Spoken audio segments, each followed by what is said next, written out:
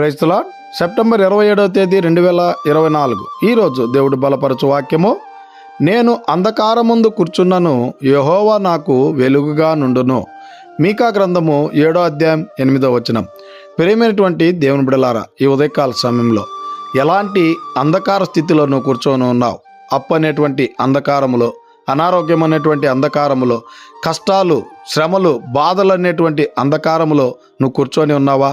అయితే ఆ యేసుక్రీస్తు ప్రభుల వారి మీద విశ్వాసం ఉంచి ఆయన మీద నమ్మకం ఉంచినట్లయితే నీ అంధకార స్థితిని వెలుగుగా మార్చడానికి ఆ దేవాది దేవుడు సిద్ధంగా ఉన్నాడు.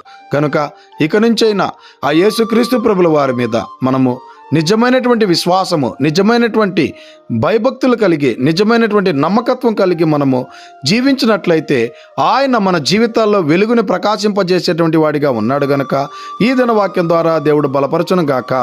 ఆమేన్.